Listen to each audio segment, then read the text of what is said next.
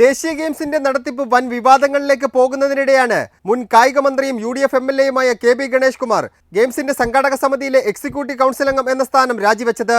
Commonwealth ഗെയിംസിന് സമാനമായ അഴിമതി ദേശീയ ഗെയിംസിലും ആവർത്തിക്കപ്പെടുമോ എന്ന സംശയം മുഖ്യമന്ത്രിക്ക് നൽകിയ രാജിക്കത്തിൽ ഗണേഷ് കുമാർ ഉയർത്തുന്നു.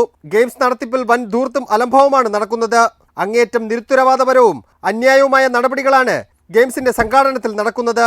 ഇതിന് നിശബ്ദ സാക്ഷിയാവാൻ തന്റെ മനസാക്ഷി അനുവദിക്കുന്നില്ല. അതിനാൽ തന്റെ രാജി അംഗീകരിക്കണമെന്നും കത്തിൽ ആവശ്യപ്പെടുന്നുണ്ട്.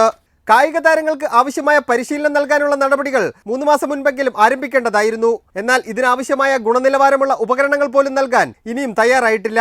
നിലവിലെ ഉപകരണങ്ങൾ ഉപയോഗിച്ച് പരിശീലനം നടത്തിക്കുന്നത് കായിക താരങ്ങളോടുള്ള നിന്ദയാണെന്നും ഗണേഷ് കുമാർ കത്തിൽ ചൂണ്ടിക്കാട്ടുന്നുണ്ട്. ദേശീയ ഗെയിംസിന് മുമ്പെങ്കിലും ഉപകരണങ്ങൾ എത്തുമോ എന്ന കാര്യത്തിൽ അനിശ്ചിതത്വം തുടരുകയാണെന്നും ഗണേഷ് കുമാർ കത്തിൽ സൂചിപ്പിക്കുന്നു. എന്തായാലും രാജ്യത്തെ തന്നെ വലിയ കായിക മാമാകം തുടക്കത്തിൽ തന്നെ വിവാദങ്ങൾ കൊണ്ട് ചൂട് പിടിച്ചിരിക്കുകയാണ്. സേഫ് സൈനുൽ ആബ്ദീൻ, റിപ്പോർട്ടർ, തിരുവനന്തപുരം.